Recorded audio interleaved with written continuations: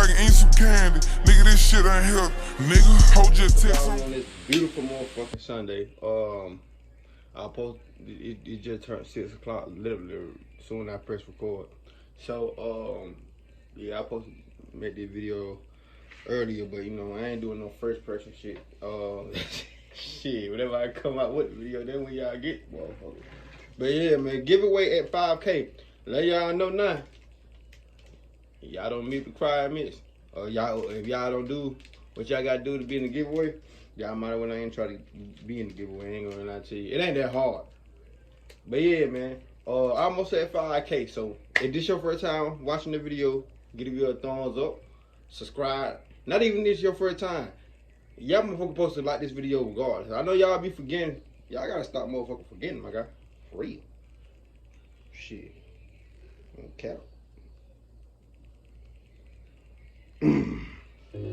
On the night of February 12th, 2017, a young woman named Sidi Aisha saw something coming over to her that surprised her so much that she gasped and she put her drink down on the bar. The bar she was at was called the Hard Rock Cafe in Kuala Lumpur, which is the capital city of Malaysia. This night for Sidi had already been one of the best in recent memory, but now it was getting even better because a waitress was walking over to her carrying a birthday cake with a candle lit in the middle, and Sidi knew it was for her. So she stepped forward kind of bashfully, and all of Sidi's friends who were there with her kind of formed up around her, and as the waitress came over to Sidi, the friends all immediately began singing happy birthday to Sidi. It was Sidi's 25th birthday, and she could not believe how far she had come.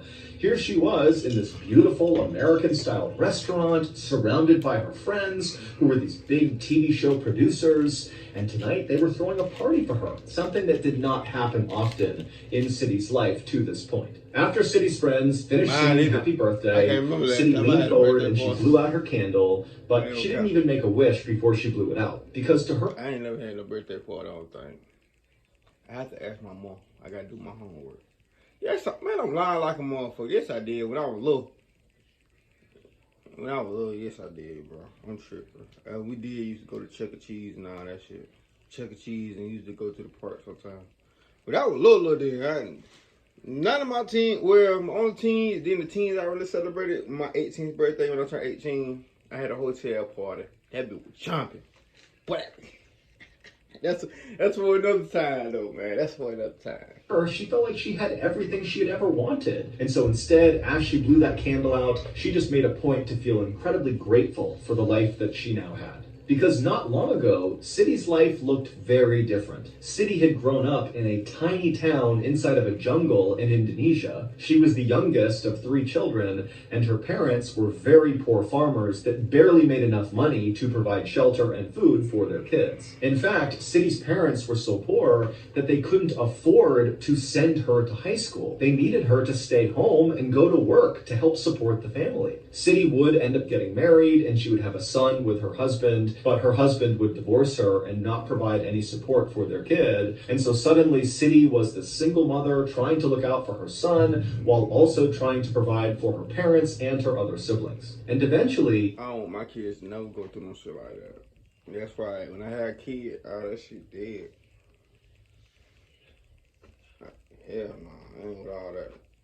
It became so difficult to find enough work to provide for all these people that Sidi was forced to go abroad and look for work elsewhere outside of Indonesia, which meant she had to leave behind not only her parents and siblings, but also her son. Her son had to stay with her parents. Sidi would ultimately find work as a masseuse in a hotel in Malaysia called the Flamingo. Now, Sidi really did not like this work at all, but it paid well enough, and she needed the money badly enough that she decided to just keep on doing it. It's a job. Sometimes Sidi, like a lot of the other girls that she worked with at the hotel, would daydream about being discovered as a model or a singer or an actress and getting taken away from this life to a life of luxury and wealth and leisure. But Sidi never really expected that to happen. Next to Sidi at the bar was her producer, whose name was James. And James had his arm around her, and he suddenly flashed her his cell phone. And he kind of pointed to the screen, and Sidi looked at it, and she saw there was a text message from someone, but it was in a language that she didn't recognize,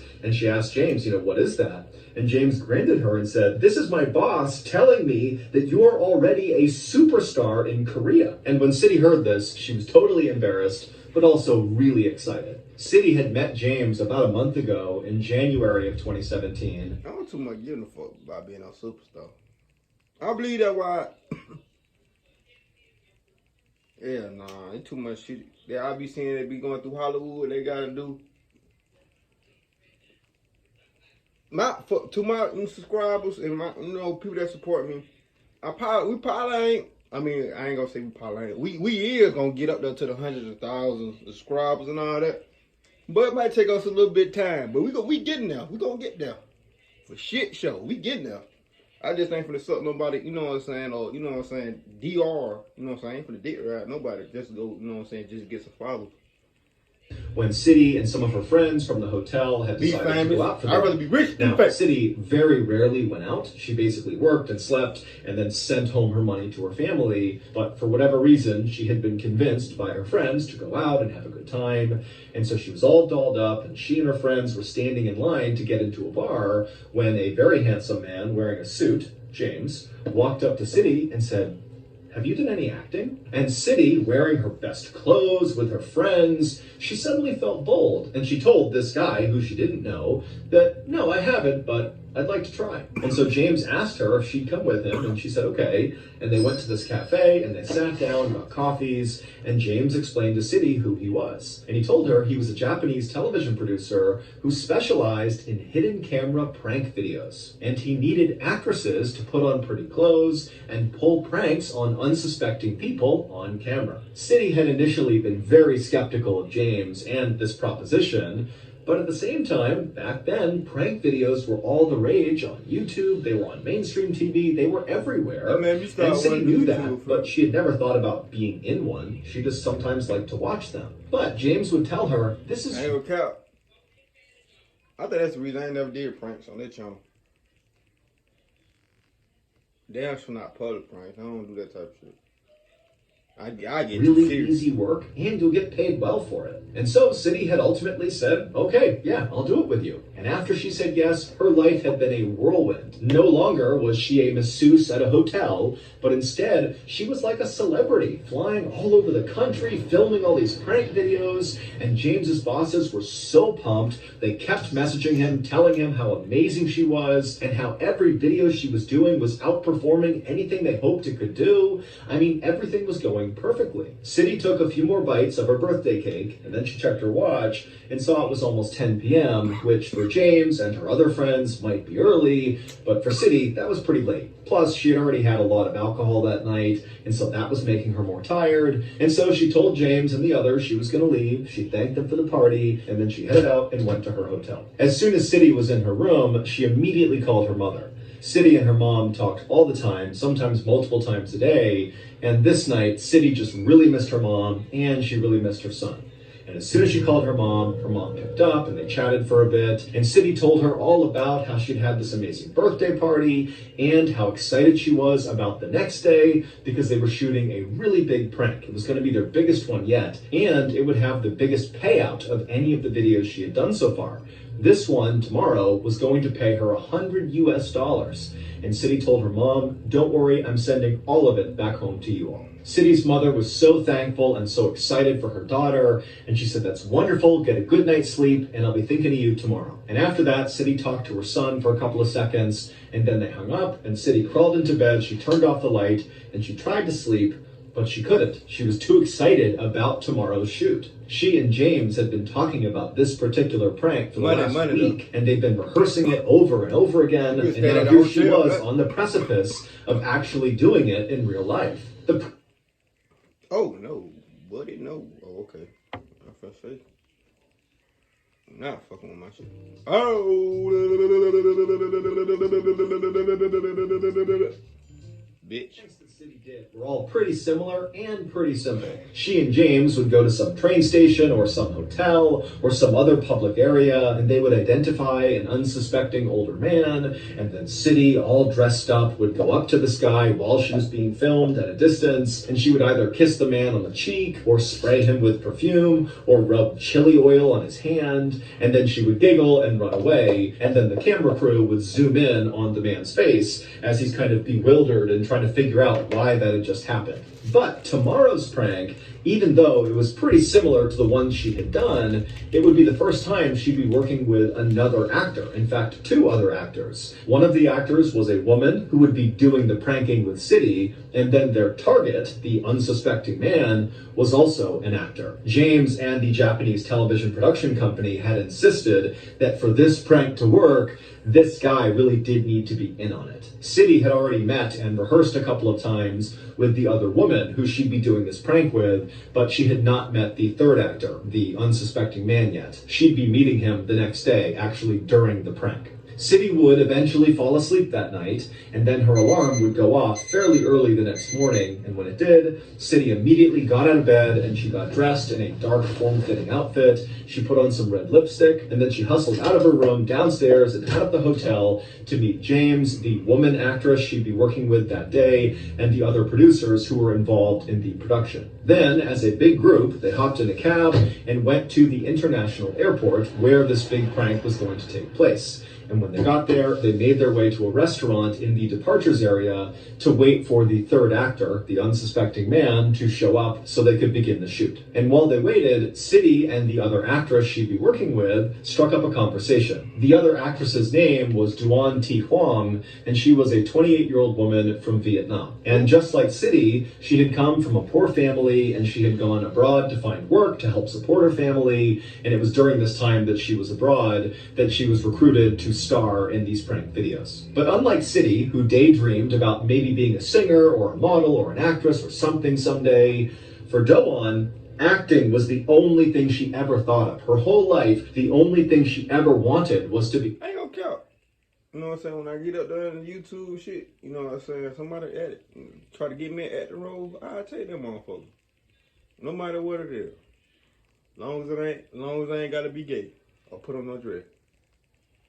An actress. In fact, Doan had left school to pursue a career in show business. She had been on a show called Vietnam Idol. I'll be the buster, nigga. You put the gun to the nigga head, nigga. I'll be the buster. She'd actually done a few other prank videos with a different production company, but neither of those two ventures had ever really panned out. It wasn't until she was recruited by James and his team to be a part of these videos that Doan finally felt like she was on the right track. And as they talked, City couldn't help but feel like Doan was just a little bit weird. She did like Doan, she had no issues with her, but Doan had chose to wear for this big shoot today a very childish outfit. Instead of wearing something similar to what City had on, which City imagined she would be, Doan was wearing this weird childish looking t-shirt that just said LOL on it, and she was carrying around with her everywhere this huge oversized teddy bear. But City just chalked it up to, maybe James and the other producers told Doan to dress this way,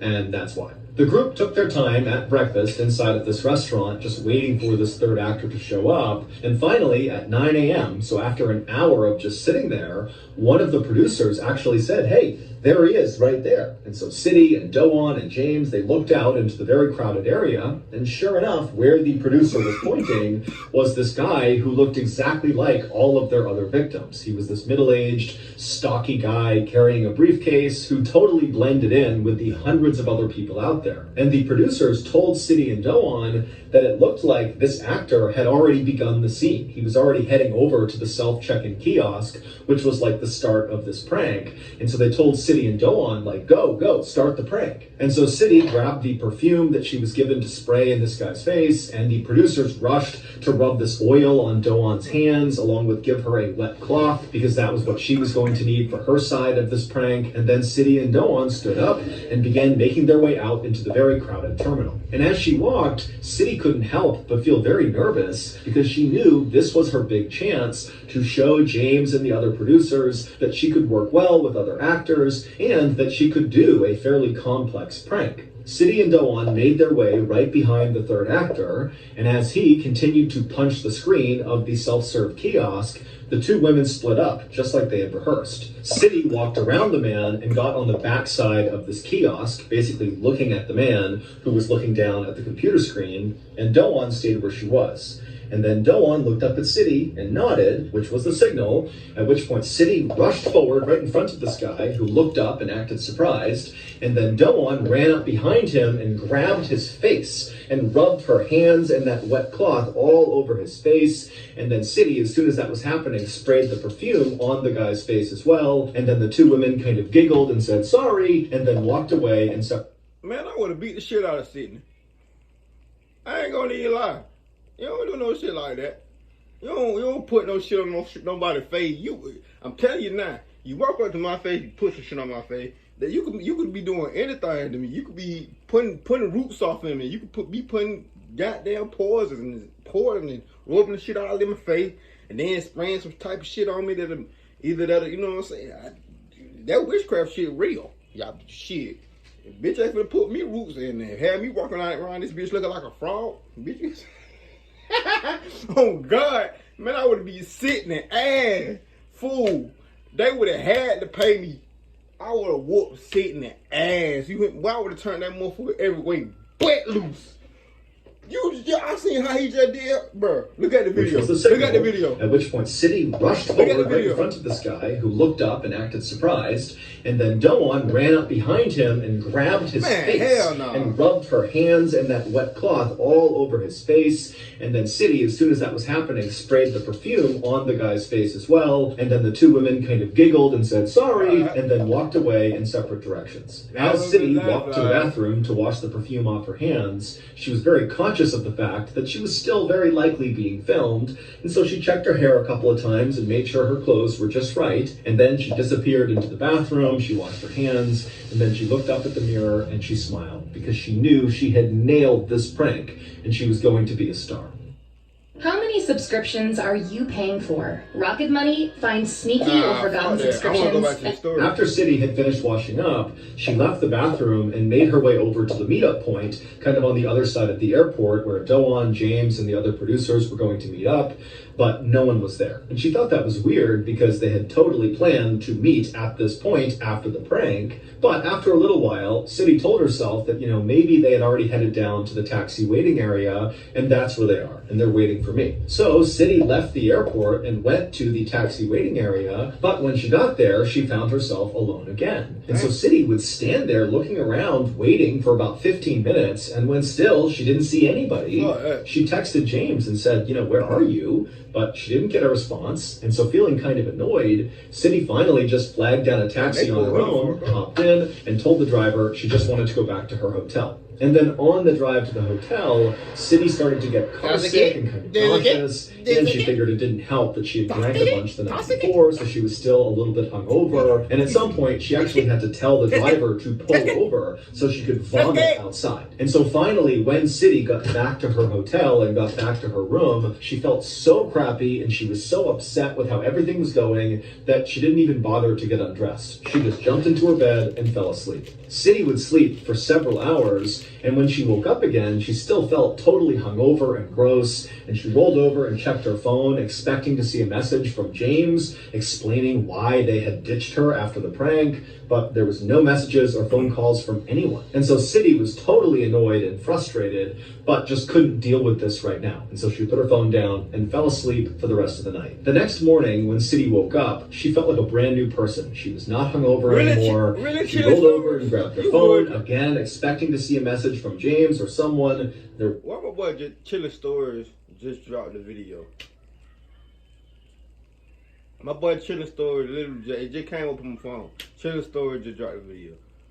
2 videos on a Sunday, on the Mr. Ballin Sunday. It ain't Alright, go. If the video ain't long, I'll do it after this one. I might got 2 videos. And so she called James. But as soon as she called him, she could tell his phone was now off. And so suddenly, City thought to herself, wait a minute, Did the prank go badly? Did I do something wrong? Is that why they're ignoring me? And then also, City thought to herself, am I still going to get paid for this prank? I told my family I was sending them $100 US. All day that day, City would sit on her bed in the hotel and call and text James. But James never got back to her. And City did not have the contact info for the other actors or the other producers. And so she was just totally stuck, not really sure what to do. And she just couldn't understand it. I mean, even if it had gone really badly, if she had blown that prank for some reason, she had spent the past 4 weeks with these people, specifically James, flying all over the country with him, going to dinners with him. He had thrown her a birthday party. They had all these long conversations about life. What could she have possibly done that would warrant this kind of treatment? And so by the end of that day, when still City had heard nothing. You know what? I'm gonna do that video next. But y'all ain't getting today. I'm an evil motherfucker. Oh yeah, I'm finna do that video he just posted, Chilla Story just posted. And I probably ain't gonna drop that video till Tuesday, probably. Y'all know I don't do videos on Monday, Tuesday. So if I do a video on Tuesday, I ain't dropping no video Thursday. I might. It depends. I don't know what I'm dropping now. I might. She just felt totally heartbroken and embarrassed and decided, you know what? I'm done with those people. Tomorrow, I'm going home to my family. And sure enough, the next day, City got up, she grabbed her things, she checked out of the hotel, she headed to the airport to fly back home. But as she was going through security, she heard all this commotion behind her, and she turned and she saw 6 heavily armed police officers sprinting in her direction. And so instinctively, City tried to get out of the way to let them run past her. But instead of the men running past her, they ran right up to her, grabbed her, flipped her around, and put her under arrest. And immediately, City's like, oh my goodness, this is what's been going on. They've been ghosting me for 2 days here because they were setting me up for another prank. I'm part of the prank now. James must be nearby filming, and they've sent these fake police officers to arrest me. And so this is all going to be on the show. And so feeling totally relieved, City began to laugh and said to one of the officers, oh, so this is a prank, huh? And the officer was like, no, this is real. You are under arrest. And when he told her what she was being arrested for, City nearly fainted. Here's what really happened during City's last big prank. Oh, man. Are you scrolling? I know you're scrolling. Stop scrolling. Check out Beagle Live. It's a place where you... After City and Doan had run up on the third actor and Doan rubbed that towel on his face and then City sprayed him with perfume, the 2 women had then disappeared into the crowd, and then the third actor just stood there staring blankly. And then he had kind of stumbled away from the kiosk over to a receptionist where he told her that he was feeling really dizzy. The receptionist could tell this guy definitely needed help. He was unsteady on his feet, his face was all wet, and he was speaking kind of frantically. And so she grabbed a few employees of the airport, and they clustered around him and began walking him to the medical clinic that was in the airport.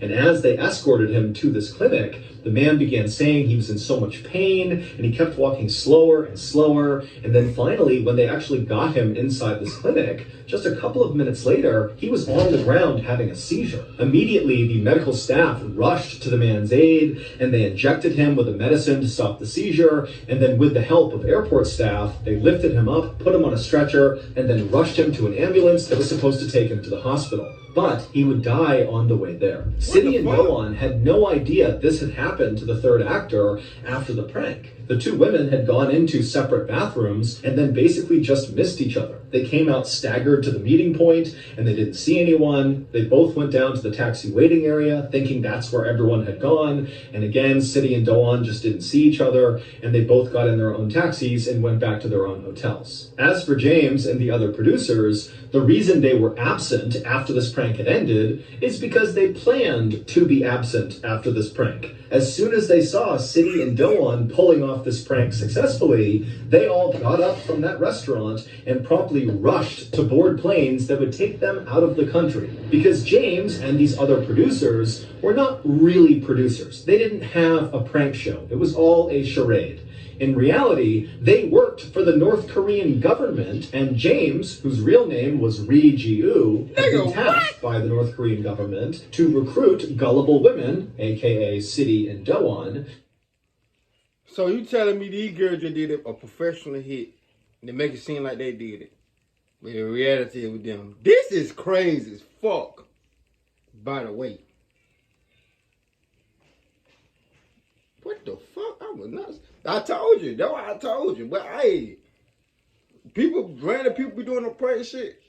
Hell no. To participate in a top secret mission that could easily get them killed. In fact, this mission was so sensitive and so dangerous that James and his other TV producers had to live undercover for weeks with Do-won and City kind of slowly convincing them that this was all legitimate and that what they were going to do was just a prank, not a top secret mission. City and Do-won had both been recruited by James because they both were vulnerable and poor. City was also known to be very naive and believed anything she was told, and Do-won was very immature and childlike and overly trusting. All the prank videos that City and Do-won had been independently filming with James and their crew in the weeks leading up to this big final prank had not been episodes of a prank show. They were actually doing pranks on actual unsuspecting people, but it was all rehearsals. James and his crew wanted to make sure that City and Do-won, one, thought this really was a prank show, and two, that they were able to actually do the prank, that they wouldn't chicken out at the end. And on the morning of February 12th, 2017, the day of the big prank, which in reality was the big secret mission, the perfume that City was given was not really perfume, and the oil that was rubbed on Do-won's hands was not really oil. They were the ingredients for a deadly nerve gas called VX. Now, separately, these ingredients would not have harmed either of these two women. But when you combine those ingredients, that's when it turns into a deadly poison. And so that was why City and Do-won had been told to do this prank together, because James and his crew needed them to mix the VX gas on their target's face. And the target was not an actor. His name was Kim Jong-nam, and he had no idea what was going on when City and Do-won touched his face and sprayed him with perfume, but he was dead within 20 minutes, and his death would have been exceptionally painful. It would turn out City and Do-won had been tricked into participating in one of the biggest political assassinations in recent history, because Kim Jong-nam, the target, was actually the exiled brother of the leader of North Korea, Kim Jong-un. And it's what? He looked like Buddy. I ain't want to say that. That was gonna be a little racist, but he do look like Buddy. They believed that Kim Jong-un is the one who actually authorized this assassination. Both City and Do-won were initially charged with murder in Malaysia, which comes with an automatic death sentence, but those charges were quickly dropped when it was discovered that these two women were clearly victims as well. Surveillance video at the airport shows City and Do-won handling the extremely deadly nerve agent ingredients so casually, and then after they pulled off their prank, which meant they now had VX gas on their hands, they casually were touching their hair and touching their clothes. It's obvious they have no idea what they're doing. The sickness that City started to feel after the prank was not a hangover. Those were symptoms of VX gas poisoning. It just wasn't enough to kill her. Neither James nor any of the other TV producers has ever been arrested, and to this day, North Korea still says they had nothing to do with this assassination. That's why I say y'all don't let nobody play with y'all motherfucking face, man. For real. Yeah, that. This story crazy motherfucker. Half of Mr. Baller Sunday. I'm gonna go ahead and do the next video, man. That being said, give me a thumbs up. See how motherfuckers on that video. Let's ride, nigga.